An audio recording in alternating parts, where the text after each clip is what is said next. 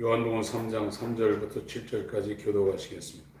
예수께서 대답하여 가라사대 진실로 진실로 네게 이르노니 사람이 거듭나지 아니하면 다시 태어나지 아니하면 하나님 나라를 볼 수 없느니라.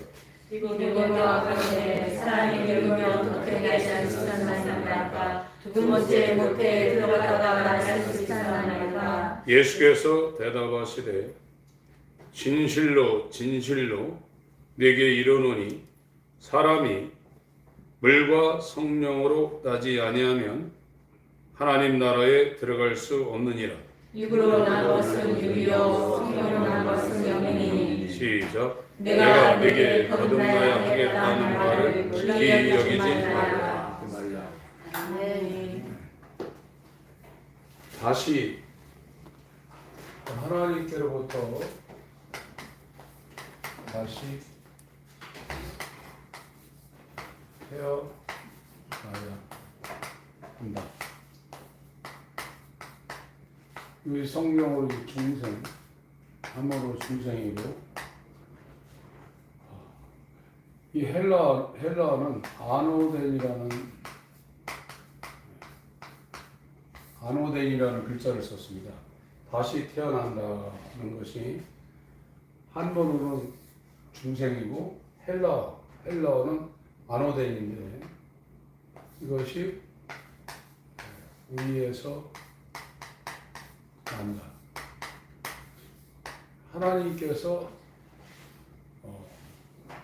낳았다는 겁니다. 하나님이 낳았다는 겁니다. 그래서 하나님이 낳으신 아들은 독생자 하나밖에 없거든요. 예수 위에는 하나님의 아들이 없습니다. 그래서 예수님이 이 성육신, 하나님이 육신을 입고 이 땅에 오신 분이 바로 인자라고 합니다. 인자가 예수 이름을 가지고 이 땅에 오셔서 그리스도의 직분을 수행하셨다는 거거든요. 그래서 성경에 이 인자라는 단어, 예수라는 단어, 이 그리스도라는 단어, 이것이 이렇게 쓸 수도 있고 그리스도 예수라고 쓸 수도 있고 이게 다 성경에 맞게 이 단어를 쓰고 있습니다. 이게 성육신하신 하나님이죠. 신비한 일이죠. 이거는 성육신하신 예수는 이 신성, 하나님의 속성, 인성, 사람의 이게 두 개가 다 있다는 거거든요. 인성도 있고 신성도 있다. 인성은 가지고 있지만 죄는 없는 분이라는 거죠. 이게 인자 예수 그리스도입니다. 네. 이 예수만이 유일한 하나님의 독생자인데 하나님께서 이 예수와 연합시켜서 하나님의 자녀를 만드는 작업을 지금 하고 있는 겁니다. 그러니까 우리는 스스로 하나님의 자녀로 나갈 수 있는 것이 아니라 우리가 하나님의 자녀가 되려면 예수하고 연합이 돼야 돼요. 예수 연합이 돼야 돼요. 그래서 구원받은 사람들에게는 요한일서 5장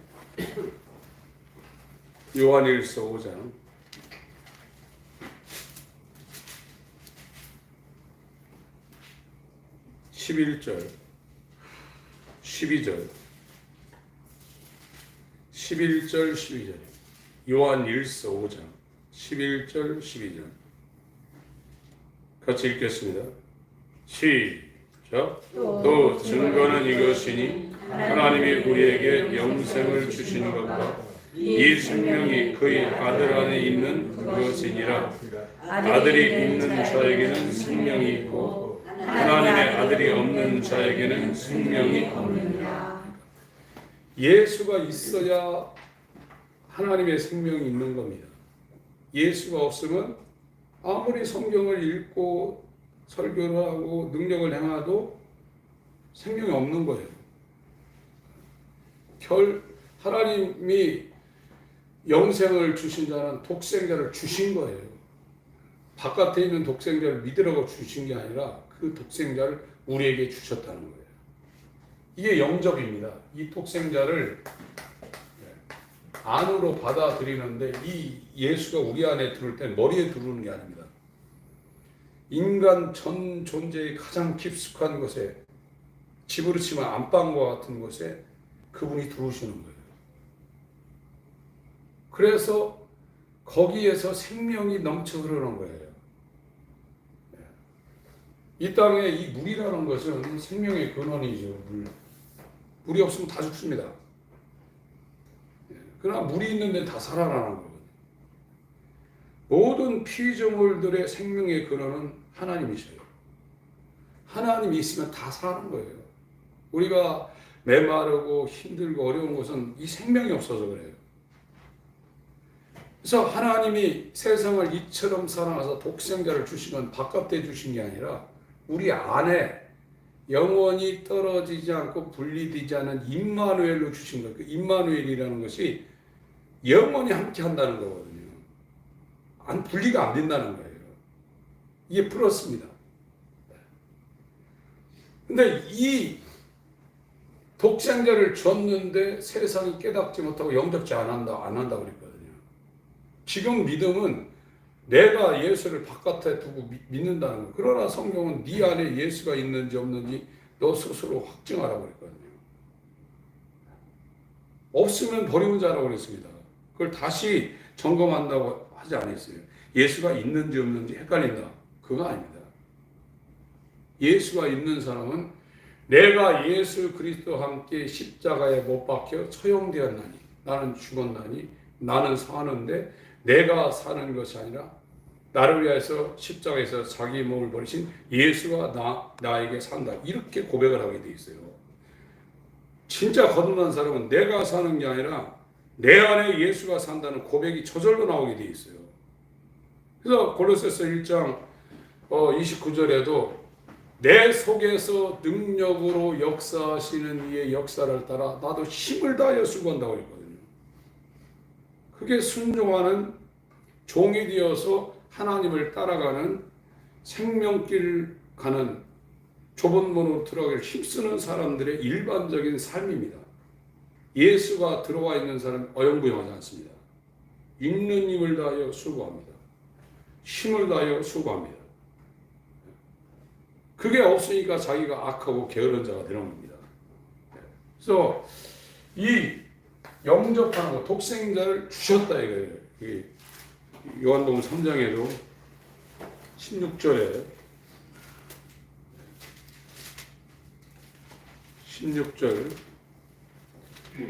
읽습니다.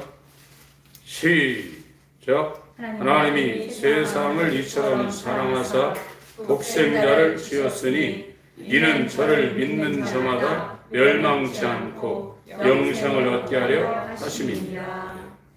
우리가 믿는다고 할 때 이 예수 이름을 믿는다. 이게 피스티오라는 헬라어입니다. 이거는 예수 안에 들어가서 믿는 것이지 예수 바깥에서는 믿을 수가 없어요. 예수 이름을 믿으면 구원입니다. 그런데 이 예수 이름을 믿는 것은 예수 바깥에서 저분이 예수구나 그게 아니라 천하인간에게 구원을 얻을 만한 다른 이름을 주신 적이 없다고 그랬죠. 이 성경을 기록한 것은 그가 하나님의 아들이신가 그리스도이신가 그 이름을 힘입는다는 것은 그 안으로 들어가는 겁니다. 예수 이름을 우리가 갖고 있는 거예요. 이건 하나님이 주신 거예요. 그래서 이 예수 이름으로 기도하고 예수 이름으로 사는 겁니다. 그게 구원입니다. 근데 이 예수 이름을 우리가 다 믿고 있는다고 그러는데 요한복음 1장에도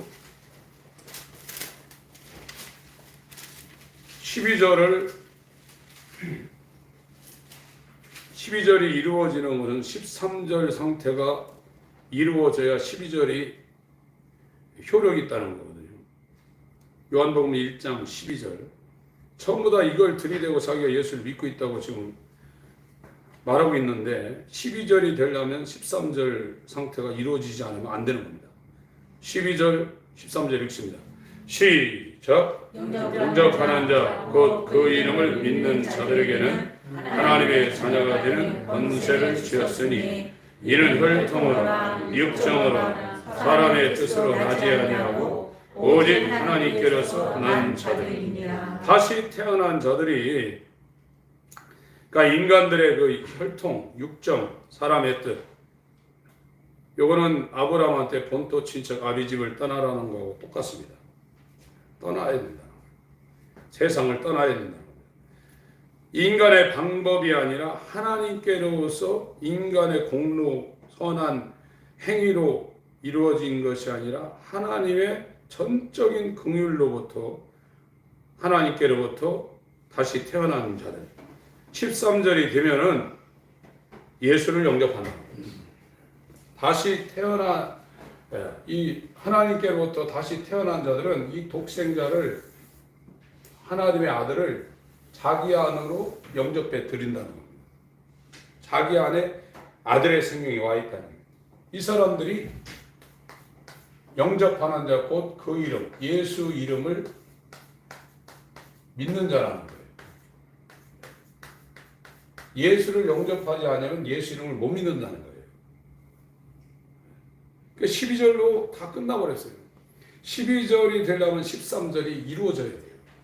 거듭나야, 다시 태어나야 예수를 영접하는데, 예수를 영접하는 자는 그 이름을 믿는 자라요.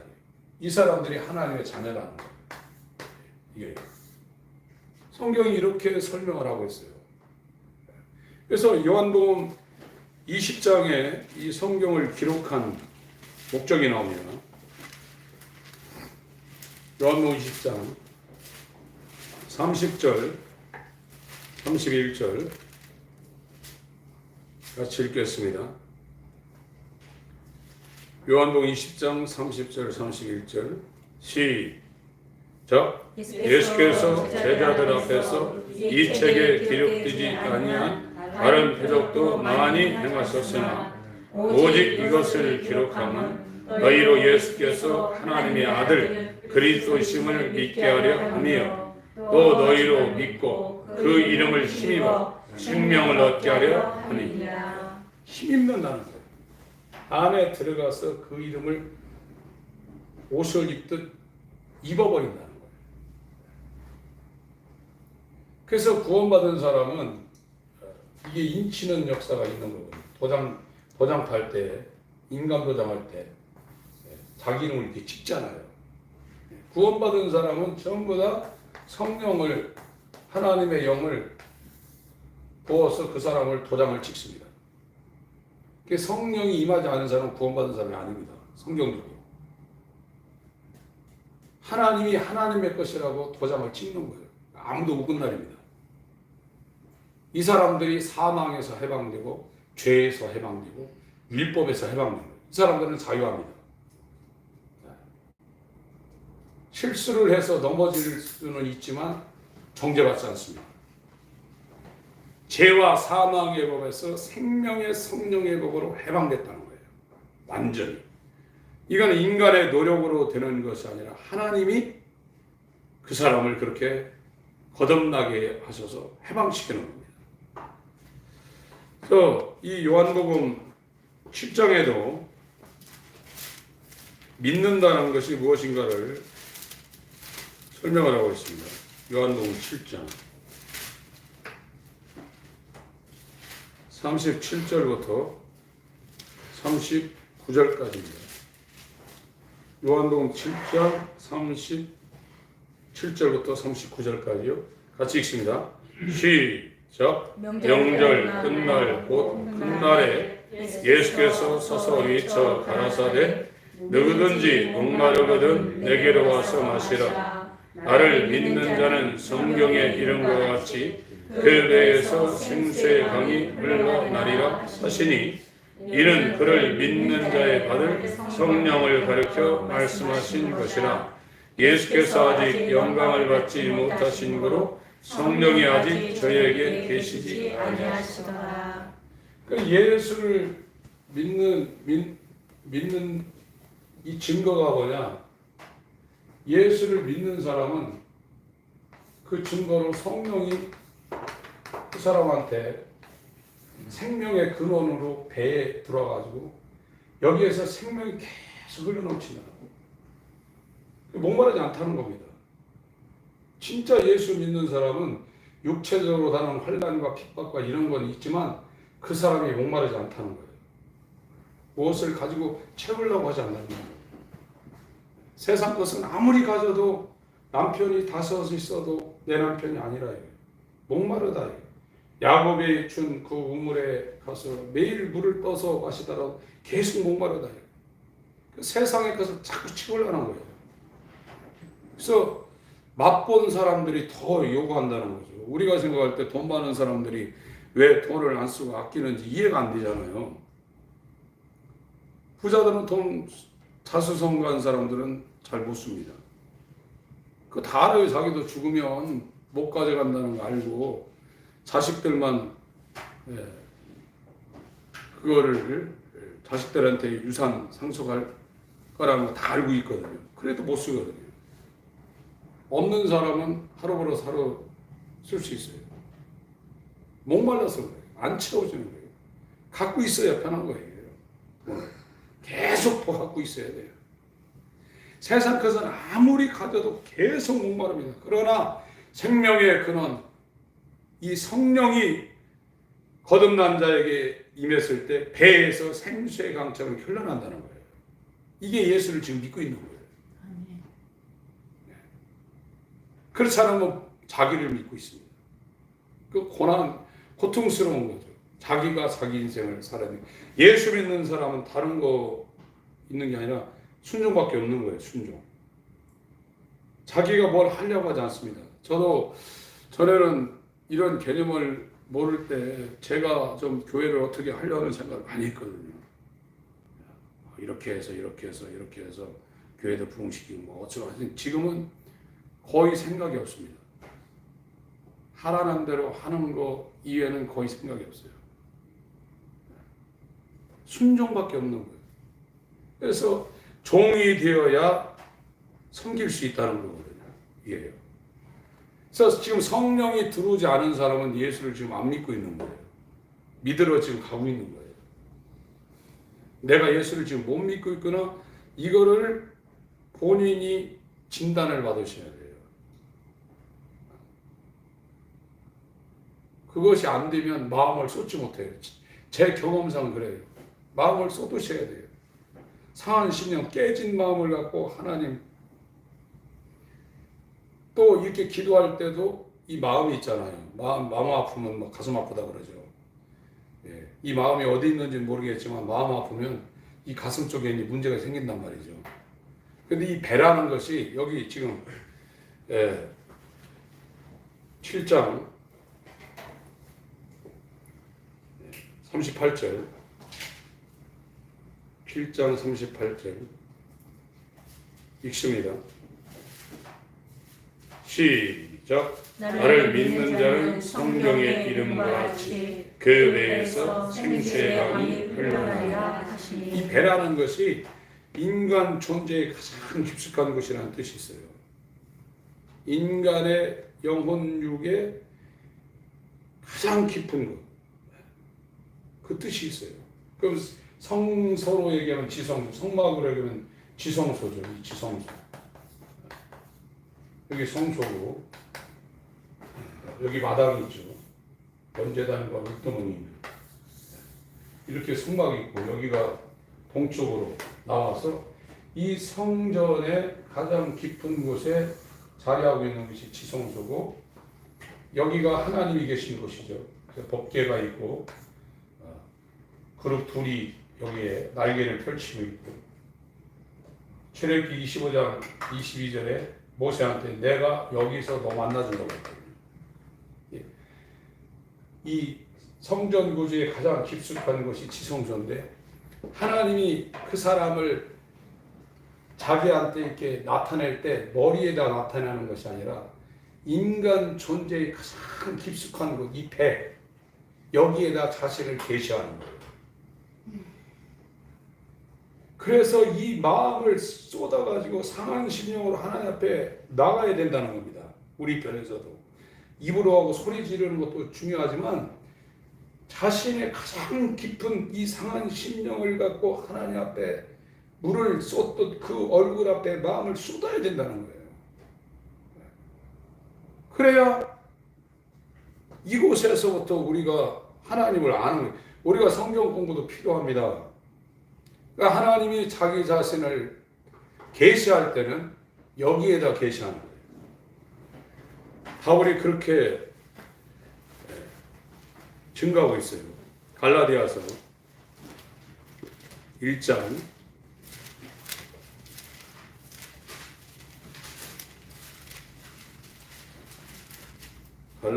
1장입니다. 11절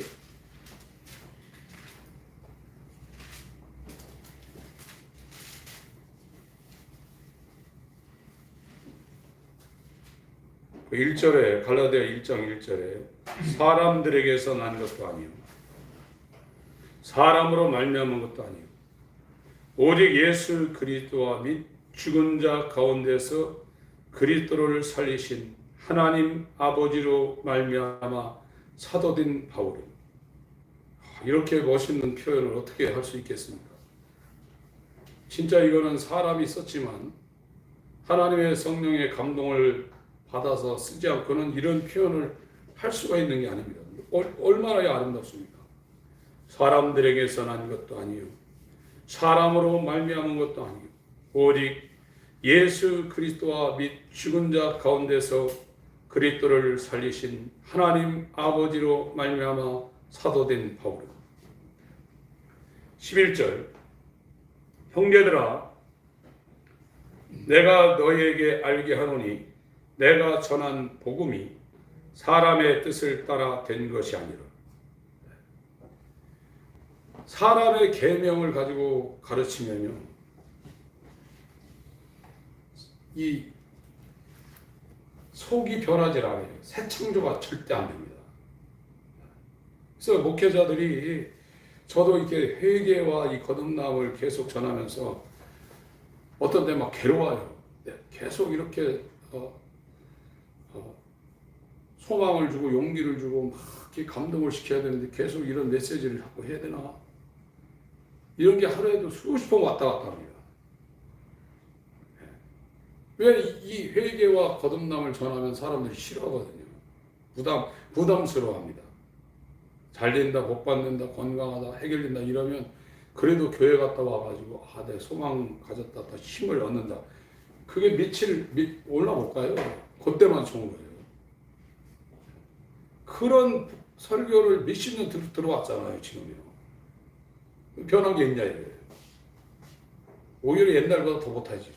옛날에 그래도 막 소리 지르고 주의하고 철야하고 새벽기도 하고 산기도 하고 막 전도도 하고 신방도 때려지어서 막 갔죠.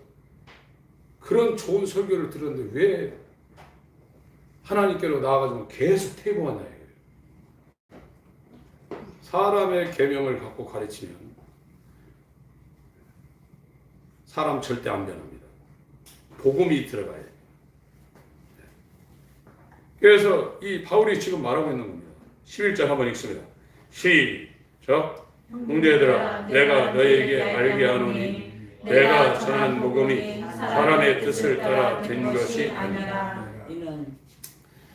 그래서 구약의 선지자들도요 하나님 말씀을 여호와의 말씀이 누구에게 임하여 가라사대 이렇게 나가지 않습니까? 그 사람들은 하나님 말씀이 임해서 그 말씀을 대언한 거예요. 이 사람들이요. 이사야 같은 사람은 너 빨고벗고 하나님 말씀 전하라 해서 홀딱 벗고 말씀 전했어요. 그 사람을 어떻게 사람들이 제대로 그걸 좋게 받아들이겠어요. 예레미야 같은 사람은 망한다 계속 얘기했거든. 그러니까 아주 지하 감옥에다가 집어들어가 죽이려고 했어요. 선지자들은 백성들한테 좋은 소리 못 듣습니다. 그러나 거짓 선지자 하나냐 같은 사람은 야 그거 오래 안 가고 2년 있다 다시 와. 그러니까 그 사람 말을 다 백성들이 들었어요. 선지자는 이 땅에서 좋은 소리 못 듣습니다. 그래서 예수님도 죽고 선지자들도 미워했다고 그러죠.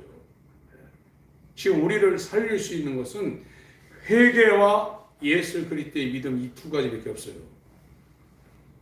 세상에서 돌아서셔야 돼요.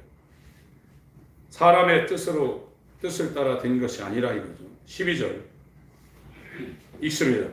시작. 이는 내가 사람에게서 받은 것도 아니고 배운 것도 아니고 오직 예수 그리스도의 계시로 말미암은 것이라. 사람한테 안 배웠다는 거예요. 바울이 왜 안 배웠어요? 바울이 가말리엘 문화의 율법에 그대로 놔뒀으면 율법의 대학파의 아주 그냥 계승자로 지금까지도 이름을 날렸을 거예요. 부학파가 있었는데요. 이 가말리엘 문학파의 완전 후계자로 바울이 낙점된 사람입니다. 성경을 배웠어요. 그러나 바울은 사람으로부터 배운 게 아니라 자기 안에 예수 그리스도의 계시로 말미암아 하나님 말씀을 자기 받았다는 거예요. 이렇게 지금 말하고 있습니다. 13절, 14절 얘기를 하고 있죠. 자기가 어떤 그런 삶을 살았는가 이야기를 하고 있습니다. 15절, 16절 읽습니다. 시작. 그러나 내 어머니의 터로부터 나를 특정하시고 은혜로 나를 부르시니가 그 아들을 이방에 전하기 위하여 그를 내 속에 나타내시기를 기뻐하실 때 내가 곧 혈육과 의논하지 아니하고. 12절 예수 그리스도의 계시로 말미암은 것이라고 했는데 그 계시가 어디에 지금 이루어졌냐? 16절입니다. 그 아들을 이방에 전하기 위하여 그를 내 속에. 요한복음 7장 37절 이하로 이건 배입니다. 배. 이게 그 사람의 인간 구조의 가장 깊숙한 곳에 하나님 아버지가 예수를 계시하기를 기뻐하셨다. 그래서 그냥 알아지는 거예요. 알아지는. 거듭난 사람들은 거듭남은 이 단계적으로 되는 게 아닙니다. 이렇게 물론 우리가 이제 하나님 앞에 갈 때 이런 점진적으로 자기가 세상과 돌아서는 이런 관계가 있지만 복음이라는 것은 사람을 교정하는 게 아닙니다. 완전히 다른 사람을 만드는 겁니다. 한꺼번에 한 번에 그렇게 되는 겁니다. 한 번에. 그러니까 이 바울이라는 사람한테 하나님 아버지가 그 사람의 가장 깊은 곳에 예수가 누군지를 탁 알려준 거예요. 계시가 된 거예요. 그러면 이 사람이 지금 갈라디아 1장에 이렇게 된 상태에서 예루살렘 안 갔다고 지금 말하고 있습니다.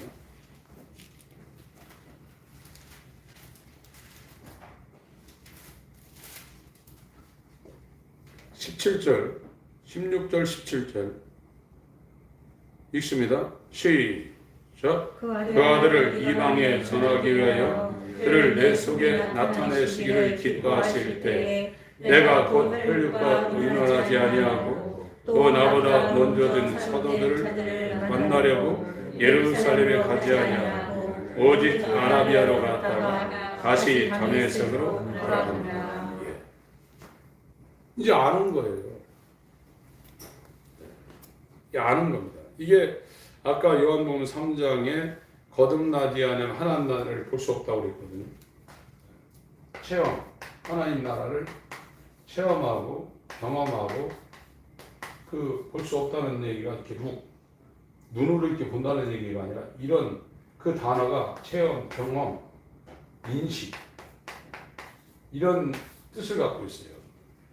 거듭나지 다시 태어나지만 하나님 나라를 볼 수 없다는 얘기가 이런 쪽의 이야기를 하고 있는 겁니다. 그러나 이 하나님의 나라를 갖고 온 예수를 이 바울의 가장 깊숙한 곳에 나타내시기를 계시하기를 기뻐하시는 아버지의 역사로 예수가 그 안에 계시가 딱 되어버린 거예요. 그러면 이제 더 깊이 그 예수를 통해서 그 안에서 교제가 이루어지며 그 예수로 말미암아 아버지에 대해서 하나님 나라에 대해서 의에 대해서 계속 이제 그리스도의 장성한 분량이 이르기까지 성장해 나가는 겁니다. 이게 들어와야 돼 일단요. 예수님이 우리 안으로 들어와야 돼요. 이게 독생자를 주신 거예요. 그럼 이걸 영접해 드려야 되는데 영접하려는 영접하는 상황은 그 사람이 다시 태어나야 돼요. 다시 태어나지 않으면 예수가 그 사람한테 영접이 안 되는 겁니다. 그래서 이 예레미야 31장에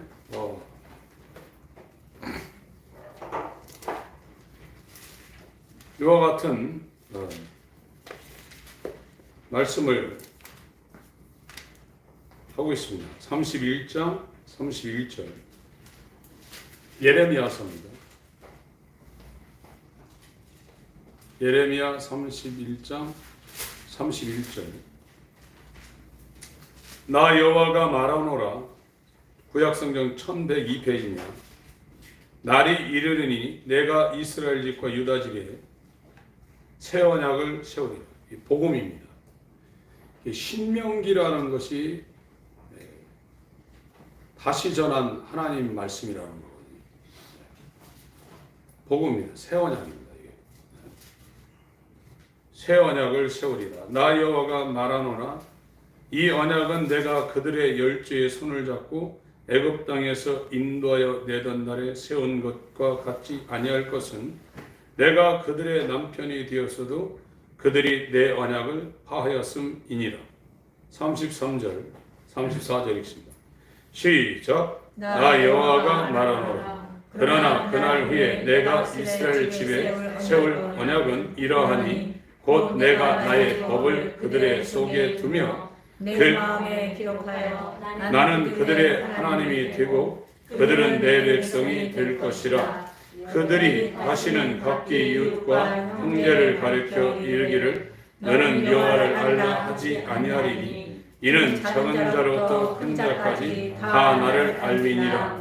내가 그들의 죄악을 사하고 다시는 그 죄를 기억지 아니하리라. 여호와의 말입니다. 새 사람 됐다는 거예요. 예수가 성령으로 그리스도의 영으로 그 사람한테 들어오게 되면 그 예수가 주인이 되어서 그 사람 속에서 주체적으로 예수가 산다는 거예요. 다시 태어나면 주인이 완전히 바뀌는 거예요. 내 마음대로 안 한다니까. 근데 교회 다니면서 다 내 마음대로 하는 것은 지금 예수님이 안에 없는 거예요. 예수가 없으면 영생 못 합니다. 우리 머리로 예수를 믿고 있다고 믿는 게 아닙니다. 이거 하나의 지식입니다. 머리에 들어있는 지식하고 자기가 중심이 되어 사는 거하고 이게 다른 거죠. 이거를 심각하게 받아들일 때 이제 돌아서기 시작하는 거예요. 제 경험상 그래요. 야, 이게 진짜 이게 인간의 힘으로 구원되는 게 아니구나. 우리의 행위로 되는 게 아니구나. 그래서 구원은 믿음으로 된다. 하나님의 선물이라는 것을 너무 가볍게 생각하시면 안 됩니다. 바리새인의 의보다 더 낫지 못하면 구원이 없습니다.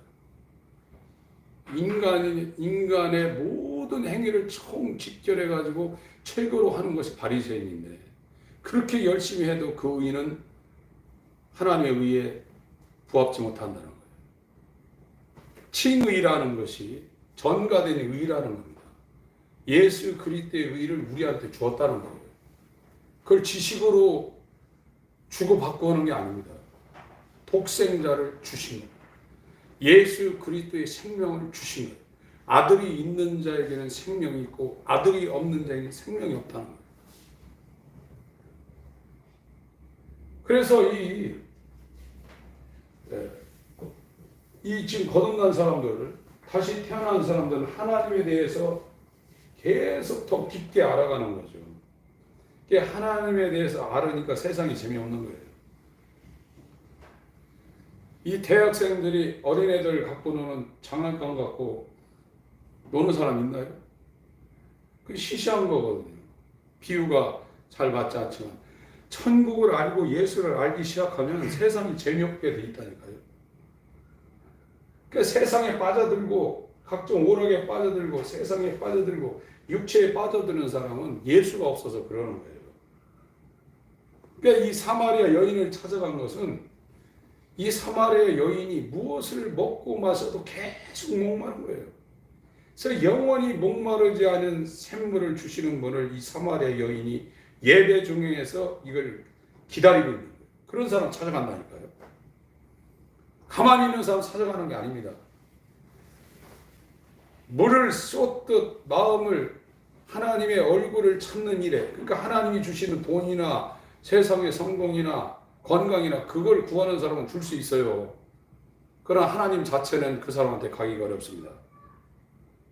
그래서 기도의 본질은 하나님의 얼굴을 구하는 겁니다. 아멘.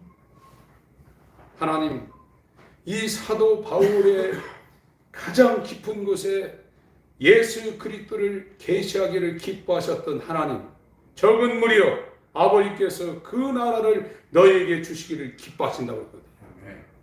누가복음 13장 말씀 있습니다.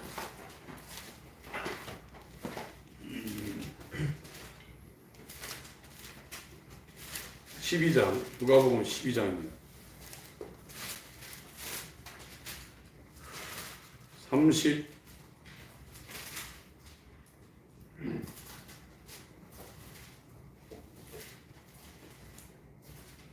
29절부터 읽겠습니다. 29절부터 읽겠습니다. 같이 읽겠습니다. 시작. 너희는 무엇을 먹을까, 무엇을 마실까 하여 구하지 말며 근심하지도 말라. 이 모든 것은 세상 백성들이 구하는 것이라. 너희 아버지께서 이런 것이 너에게 있어야 될 줄 아시느니라. 오직 너희는 그의 나라를 구하라. 그리하면 이런 것을 너에게 더하시리라. 적은 무리여 무서워 말라. 너희 아버지께서 그 나라를 너에게 주시기를 기뻐하시느니라. 너희 소유를 팔아 부지하여 낡아지지 아니하는 주머니를 만들고 곧 하늘에 든 바 다함이 없는 보물이니 거기는 도적도 가까이 하는 일이 없고 좀도 먹는 일이 없느니라.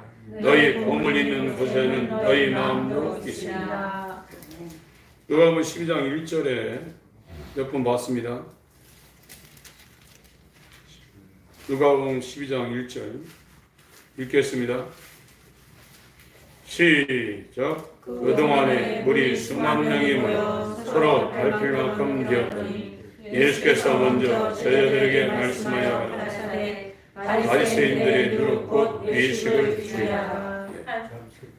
여기에는 무리라는 단어가 1절하고 32절에 같이 한글 우리나라 말로는 같은 단어를 썼는데 원어나 영어는 다릅니다. 여기 1절의 단어는 어떤 일이 있을 때 일시적으로 모인 무리입니다. 예를 들면 A 대표, 국가대표들이 A매치 할 때 상암 월드컵 경기장에 8만 명이 모여요. 그러면 그 국가 대항 A매치가 끝나면 다 집으로 돌아갑니다. 그때 쓰는 무리예요. 여기는요. 오병이어가 일어날 때 5천 명이 모였거든요. 그러니까 예수가 없으니까 다 떠나갔어요. 그리고 예수님이 진짜 복음을 얘기하니까 내 살 받아먹고 내 피 받아마셔라. 네 조상들이 광야에서 만나 먹어서 죽었지만 내 살과 내 피는 영원히 목마르는 양식이고 음료다. 이 말을 하니까 야 이거 굉장히 어렵다. 요한복음 6장에 많은 사람들이 따라갔어요. 그리고 12명이 나왔습니다. 12명 남은 이 제자들한테 너희도 가려내라 그랬어요. 영생의 말씀이 주께 계심에 우리가 네게로 가오리까? 이렇게 베드로가 대답했죠. 요 사람들을 지금 누가복음 12장 32절에 리틀 플럭이라고 해서 양떼.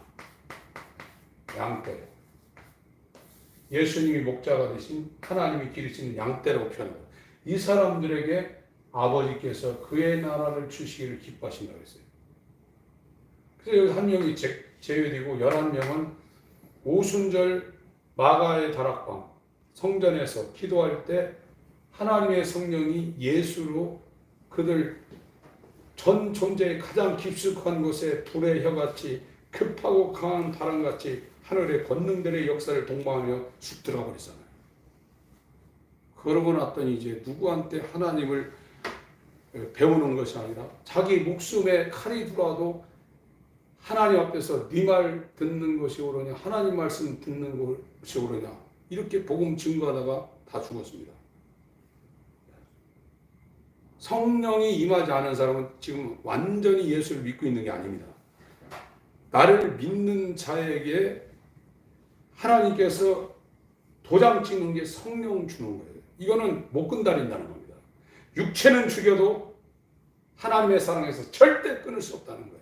로마서 8장에 환난이나 기근이나 적신이나 위험이나 칼이라 하나님의 사랑에서 하나님이 사랑한 성령으로 인친 자는 절대 못 건넌다는 겁니다. 이 사람들이 지금 예수를 믿고 있는 자, 그 이름을 영접하는 자, 그 이름을 믿는 자, 하나님의 자녀가 되는 권세를 받은 자. 이 사람은 누구냐? 혈통으로나 육정으로나 사람의 뜻으로 나지 아니하고 하나님께로부터 물과 성령으로 다시 태어난 자들이라. 그 성경에서 그런 거 말하고 있는. 그래서 이 절기라는 것은 유대인의 7대 절기가 있거든요. 유월절,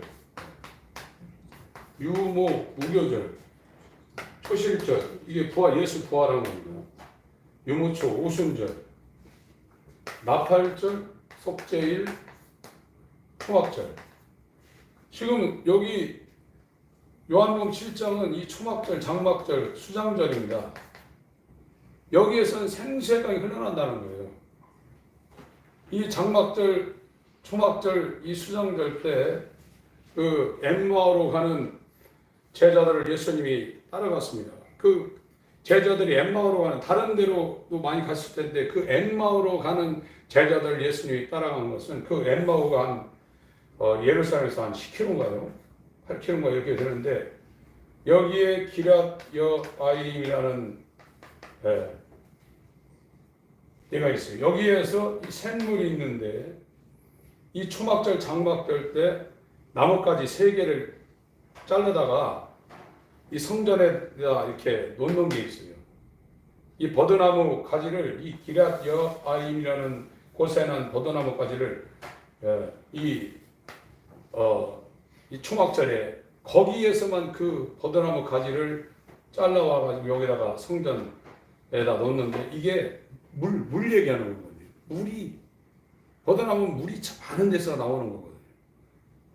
또 뭐가 있는지 제가 잊어버렸네요.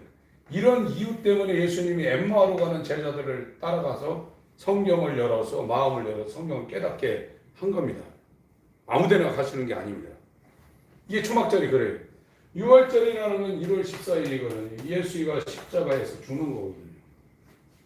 무게들이 이제 땅속에 있는 거고 죽었다가 3일 만에 부활하는 것이 이 보리 천이삭을 이걸 잘라다 흔드는 거예요. 요제라고 합니다. 요제. 예수님 죽으셨죠? 무덤 속에 3일 있었죠? 죽은 지 3일 만에 살아나셨죠? 이게 여호와의 절기입니다. 이스라엘의 절기인데 이스라엘은 여호와의 절기를 지키는 하나님의 선민이거든요. 그래서 초실절을 끝냈어요. 이제 오순절은 승천하고 10일 만에 성령이 왔죠. 이게 지켜진 거예요. 이 오순절 때는 떡 2덩이를 갖다가 흔드는 거예요. 요제입니다. 이게 살아났다는 겁니다. 이게. 이거를 지금 우리가 다 우리 안에 이루어야 되는 거예요. 이게 이루어지지 않으면 하나님의 선민이 아니에요. 레위기 23장을 보겠습니다. 레위기 23장. 하나님의 절기에 대해서 기록하고 있는 성경이 레위기 23장에 여기 유모초, 나속초가 여기 다 있습니다. 레위기 23장입니다.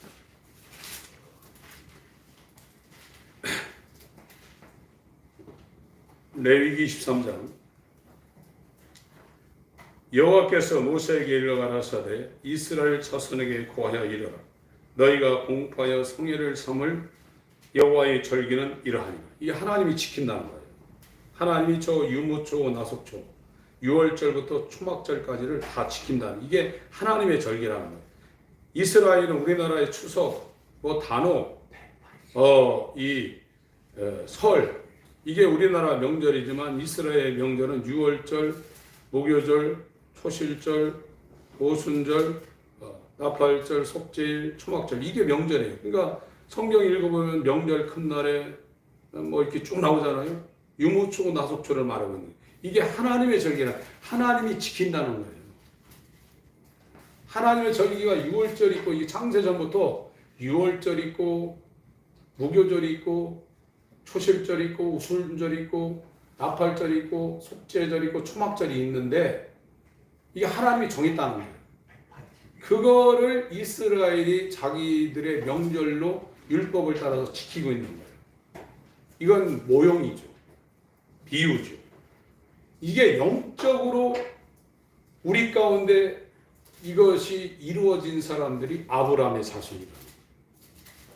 하나님의 택함 받은, 하나님의 나라를 유업으로 받을, 이 세상에 전혀 소망이 없는, 욕망이 없는, 정과 욕심을 십자가에 못 박은 여호와의 절기를 영적으로 이룬 하나님의 백성이다. 하나님의 자녀라는 거예요. 그래서 이게 예수님이 지금 여기까지 성령을 주시면서 이스라엘은 이게 율법에 따라서 이게 모세 때부터 계속 지키고 있는 거고, 지금도 지키고 있어요.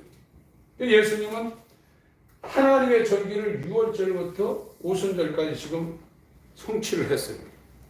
남은 게 나팔절. 이건 공중 재림하는 거거든요. 아버지 보좌에서 이 공중으로 재림할 때 나팔절. 이건 아직 완성이 안 된 거예요. 속죄일. 완전히 이제 대제사장이 이 모든 죄를 다 사하는 이 속죄일. 이 초막절, 장막절은 알고 온 무와 곡간에 이르고 축정에는 꺼지지 않는 물에 태우는 요 세가는 아직 이루어지지 않았거든요. 지금 저와 여러분들이 지금 여기를 향해서 예수의 피를 바르고 예수와 함께 3일간 죽고 부활하신 예수, 이 첫 부활의 첫 열매를 통해서 우리도 이 떡 두 덩어리가 이렇게 흔들리는 것은 볼이 1000 이상이 흔들리면 살아났다는 거거든요. 떡 두 덩어리가 흔들렸다는 건 죄와 허물로 죽은 자가 예수와 함께 사도와 성도로, 유대인과 이방인으로 이렇게 살아났다는 겁니다. 그게 우리에게 이루어지는 것이 오순절이거든요. 그거를 이제 이 절기를 레위기 23장에 지금 설명하고 있는 겁니다. 이거를요. 여호와의 절기라고 그랬죠. 3절 엿새 동안은 일할 것이요 일곱째 날은 쉴 안식일이니 성해라. 너희는 무슨 일이든지 하지 말라. 이는 너희 거하는 각처에서 지킬 여호와의 안식일이라. 4절부터 6월절 무교절을 설명하고 왔습니다. 기한에 미쳐 너희가 공포하여 성회로 삼을 여호와의 절기는 이러하니라. 정월 14일, 1월 14일입니다. 저녁은 여호와의 6월절이요 이달 15일은 여호와의 무교절이라. 6월절 다음 날부터 무교절이 7일 동안 지속되는 겁니다. 이때는 효모가 없는, 발효되지 않은 이 떡을 먹는 겁니다. 이게 6월절 무교절입니다. 9절, 이게 초실절입니다. 여호와께서 모세에게 일러 가라사대 이스라엘 자손에게 고하여 이르라. 너희는 내가 너희에게 주는 땅에 들어가서 너희 곡물을 거둘 때 위선 너희의 곡물의 첫 이삭 한 단을 제사장에게로 가져갈 것이요. 11절부터 12절 읽습니다. 시작. 제사장은 너희를 위하여 그 단을 여호와 앞에 연락되도록 흔들되 안식일 이튿날에 흔들 것이며 너희가 그 단을 흔드는 날에 1년 뒤고 흠없는 수양을 번제로 여호와께 드리고. 이게 부활절이에요. 예수의 부활을 상징적으로 나타난 이 보리 이삭을 다루는 것을 흔드는 거 하나님 앞에 살아났다는 거예요. 6월절 무교절을 거쳐서 부활의 첫 열매이신 예수님이 죽은 자 가운데 처음으로 살아났다는 거예요. 이게 이스라엘이 지키는 초실절의 본 의미입니다. 이제 오순절 15절부터 안식일 이튿날 너희가 요제는 흔든다는 겁니다. 흔들어서 하나님 앞에 제사 드린다는 겁니다. 달을 가져온 날로부터 세어서 7안식일의 수유를 채우고 77이 49죠. 초실절 이후에 50일째 되는 날 제7안식일 이튿날까지 합 50일을 계수하여 새 소제를 여호와께 드리되 너희 처소에서 에바 10분의 2로 만든 떡 2개를 가져다가 떡 2덩이를 가져가 흔든다는 거예요. 떡 만들었어요. 이는 고운 가루에 누룩을 넣어서 구운 것이요 이는 첫 요제라는 흔들어서 제사한다는 뜻입니다.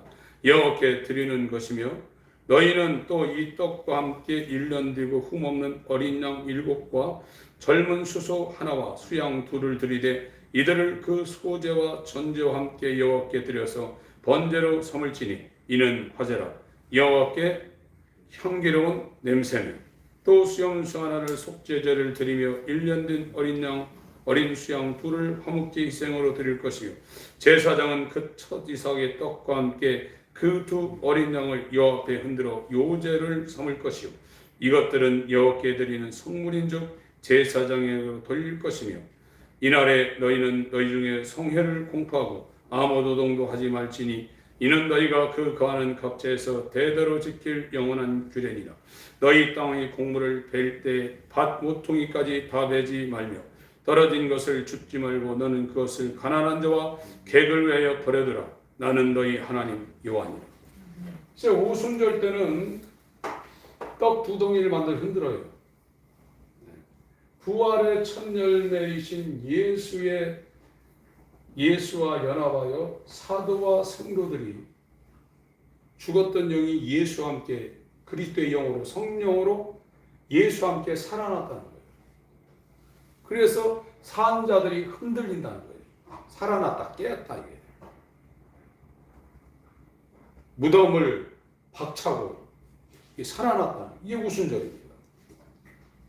그래서 이 오순절 때 120명한테 성령이 온 것은 이런 과정을 그대로 따라서 이렇게 되는 거예요. 살아나는 거예요. 살아나는 이 역사가 일어나는 겁니다. 그래서 이 여호와의 절기, 7대 절기, 7대 명절 이거는 복음의 근간을 이루고 있어요. 하나님이 이걸 다 하시는 거예요. 하나님 편에서 4개의 절기는 끝장냈어요. 이스라엘은 6월절부터 이 초막절까지 1년마다 1월 14일 이 6월절이죠. 초막절은 7월 15일입니다. 음력으로. 이거를 날마다 매년마다 지키고 있는 거예요. 이게. 그래서 예수를 지금 믿고 있고 영접하고 구원받은 사람은 예수님이 성령으로 지금 와 있어요. 그게 자유한 거예요. 병들어도 별 문제가 없어요. 죽인다고 해도 그게 별 문제가 없는 거예요. 그러나 예수님이 없는 사람은 죽인다고 다 발발 뜹니다. 어떤 사람은 괜찮고 어떤 사람은 안 그렇고 그런 게 아니에요. 죽음은 마지막이거든요. 그러니까 복음이라는 것은 영원한 생명을 얻은 거예요. 그 사람은 세상에 연연하지 않습니다. 근데 왜 우리가 수십 년 신앙생활 했는데 옛날이나 지금이나 별로 달라진 게 없냐? 복음을 못 들어서 그래요. 복음은 하나님께로부터 다시 태어나는 겁니다. 완전히 다시 태어나는 겁니다. 이와 같은 이 복음을 듣는 사람들이 이제 가는 길은 좁은 문입니다. 좁은 길입니다. 좁은 문으로 들어가려고 힘쓴다고 했어요. 그래서 오전에 설명을 했지만 검투사들이 칼을 던져주고 싸움을 하는 거예요. 그래서 상대방을 죽이지 못하면 자기가 죽는 거예요. 그러니까 있는 힘을 다하는 거죠. 그게 힘쓴다는 단어가 갖고 있는 의미입니다. 그 단어를 히브리서 12장 4절에 죄와 싸우되 피 흘리기까지 싸우라는 거예요. 이런 사람들이 좁은 문으로 들어가기를 힘쓰는 사람이지, 악한 영이 와가지고 우리 마음 가운데 예습하려는 생각을 넣은 것처럼 죄 짓고 싶은 생각을 넣을 때 해볼까? 이러는 사람은 아직 회개가 뭔지 전혀 모르는 사람입니다. 이거는 전혀 모르는 사람이에요. 그 싸움이 일어나지 않는 사람은 성경을 읽어도 성경이 무슨 말을 하는지 전혀 모르고 있는 거예요. 왜 그러냐? 가려버려서 그래요. 너희들에게는 이것이 허락되어 있지만 저들에게는 가렸다. 지혜와 계시의 영을 우리 마음 가운데 보내서 마음의 눈이 열린다는 거거든요. 하나님이 눈을 열어줘야 돼요. 그래야 우리가 좁은 문으로 들어가기를 힘쓰는 자, 죄와 싸우되 피 흘리기까지 싸우는 자, 이 자들이 되어서 어느 지점에 이르면 하나님이 이제 그를 끌어당깁니다. 그의 마음을 회개하라 이것만 명령하고요. 나머지 전부 다 수긍됩니다. 십자가에 못 박혀 지고 예수와 연합되고 죄사함이 이루어지고 성령이 새롭게 되는 것은 전부 다 하나님 편에서 수동태로 되는 거예요. 아멘. 이 복음이 우리 가운데 들려서 많은 사람들이 따라가는, 교회를 다니면서도 물이 수만 명이 모였다가 흩어졌다 각기 제 길로 가는 이곳에 휩쓸리지 마시고 주님과 함께하는 적은 무리로 우리가 선별이 되어서 영생의 나라로 들어가시길 예수로 축원합니다. 아멘. 하나님 아버지, 우리를 긍휼히 여겨 주옵소서. 우리의 의로운 행위로 말미암지 아니하고 하나님의 긍휼을 쫓아 다시 태어남의 씻음과 성령의 새롭게 함이 이루어진다 말씀하여 주셨사오니 이 역사가 우리 가운데 이루어질 수 있도록 긍휼을 베풀어 주시옵소서. 불쌍히 여겨 주시옵소서. 이 한 주간도 좁은 문으로 들어가기를 힘쓰게 하여 주시옵소서. 예수 이름으로 기도합니다. 아멘.